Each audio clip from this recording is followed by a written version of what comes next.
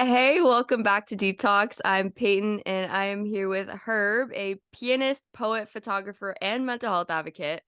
Herb, as a mental health advocate, I have to ask this to all my mental health advocates who come on this show. How did you get involved with mental health and mental health advocacy? So this marks year 5 of being a mental health advocate for myself. I first went to this wonderful leadership conference, a 4-day camp in May 2018 called the Phoenix Leadership Conference that took place in Muskoka, Ontario. So that's just north of Toronto. And there I made so many new friends and learned so many new skills in group and leadership facilitation. And in one of those group sessions, I felt comfortable to share my mental health story for the first time. And one of my friends there, she introduced me to Jack.org a few months after that conference. So that's how I eventually became a speaker. I attended some of their summits as well. I went to national in person in 2022 as well as the new Western Jack Summit in Calgary in October last year. So those were really fun. And I gave my first talk in February of 2020. We know what happened next. And 3 years after that, in January this year, I gave my first talk in person again, and I gave well over 15 talks according to the records in chat.org that they managed to send me. So that's a huge accomplishment, and I never knew that I would do so much talks in such a short span. That's awesome. I am starting the training to be a Jack Talk speaker. Beautiful. So, I mean, I'll just ask you, like, from somebody who's like been speaking so much, like, what's it like? So, my first time giving a talk in February 3 years ago was with an audience of about 1,000 or so students in a high school in Toronto. That was before I moved to Vancouver 2 years ago. And so it definitely feels a little bit overwhelming at first, but then you also do talks with another speaker as well. So we divide each part up of the talk, alternating between myself and the other speaker. And so with this, it does feel a little bit less scary, especially when you prepare it. But when I delivered talks again this year, it was very, very different from the previous one because not only because Vancouver has quite a different school environment compared to Toronto, but also because I started a brand new hobby called that is spoken word poetry, and that I do perform poetry in different spaces like poetry slams and open mic events.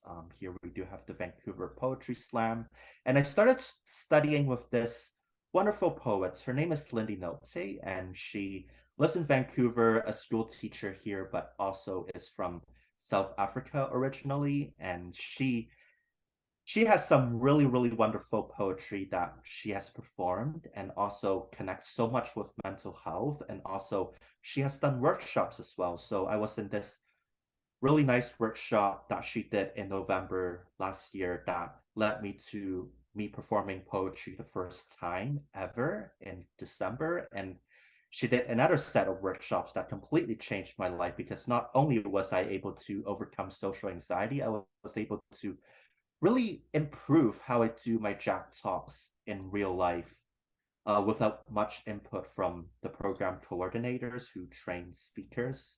So doing poetry completely changed my game, completely changed my perspective, and essentially changed the way how I see the stage. I see the stage as home, essentially. It's very comforting to see like new people all the time and just really admiring the cheering. And so, having overcome the social anxiety myself, I was able to use this new mindset to start doing music again and start actually giving piano lessons, which I did 3 months ago, which was such a huge accomplishment. And for those of you who don't know, I took a 3 year break from music, starting from the beginning of the pandemic till around January this year. So quite a long break, but it was well worth it. And I now do things a lot better than before. That's how I'm hoping this podcast is gonna go, because that was kinda like Yeah, me. I did it. I think the last episode was in June 2021, and then yeah. I just came back in June Mm, 2023. wow, nice. Yeah. No, but, as a dancer, I totally relate to that, the stage being home and loving the cheering, and, when you do see a speaker that inspires you, it totally changes the way that you perform. Yeah, absolutely. But so I've always wanted to go to South Africa because you Oh, were talking wow. about the South African one. I've always wanted to go. It's on, like, top 3, like, for sure. I've I never been as well, but she shares a lot about her stories about South Africa in her poetry as well, especially in the poetry that she published as well about 2 years ago. And they really do open a lot of new perspectives as well. Yeah. But you do travel. I have You traveled. you travel a lot, and, I guess the question I have for you is, like, how do you keep yourself so calm when you travel? Well, I do a lot of research, and a lot of that comes to also like looking at learning about their culture as well, and also a bit of their language as well. And my most recent overseas travel was going to the Netherlands, Lithuania, and Germany in November, and that was also very eye-opening because during much of the pandemic, I've been watching this wonderful YouTube channel called Not Just Bikes, who is run by someone originally from London, Ontario, but now lives in Amsterdam. And he talks about how car-free infrastructure and sustainable urbanism really does have such a big impact on our mental health. And I still remember me traveling around the Netherlands very effortlessly because each city is designed to be properly walkable and almost car free. And traveling between cities, there are fast and frequent trains instead of being stuck on like the 401, for instance. And so, um, yeah, it's like so freeing. There's like very little thinking that's required in order to like do like time management in order to make, for instance, a meeting in another city, for instance. And every city I've been to in the Netherlands is just so friendly to people walking around, just so much human-centric infrastructure instead of like car-dependent infrastructure in Canada and the US. So that really advocated me to advocate for mental health with this sustainable urbanism in mind. I want to advocate for better urban spaces and for better infrastructure like cycling infrastructure, for instance. It's something that makes me very happy, but it is something that unfortunately it's not very safe to do in Canada because the road designs, you basically have to share the road with like other cars, which is very anxiety provoking at the very least. So it's one thing that they do very well. And so I was in Europe for about 2 weeks, and it was my first time out of the country in 2.5 years. So I'm really grateful that I went and to learn so many things and at the same time. That's awesome. Do you prefer plane or train? A little bit of both. I can tell I you. do love long distance travel because like when you're away from home for so long, like such a long distance away from home, you do have a very, very different mindset. And when you come back, you see the hometown completely differently. Like you can see so many things that you want to improve, you want people to improve on, but at the same time it can be really hard because a lot of people are resistant to change. And I really hope that people are less afraid. Yeah, I think that's my thoughts on traveling overall. Well, so, I mean, I definitely wanna travel more, but I have, like, a thing with planes. Yeah, It's a thing with anxiety. It's just, like, I need to be able to, like, exit. yeah. And on a plane, like, you can't. You're stuck in there for however long the flight is, and it's like you're in a tin can in the sky. Like, Yeah, so I mean, It's scary. I used to have like a fear of flying when I was very little, but not so much when I started traveling more. And actually during the pandemic, I was so upset that I couldn't travel that I installed a flight simulation game called X-Plane 11, and I just fly around the world. And the systems in the simulator are like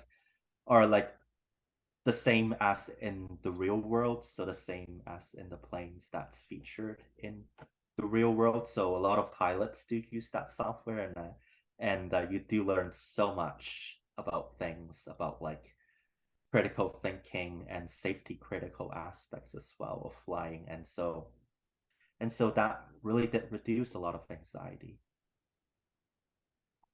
Okay.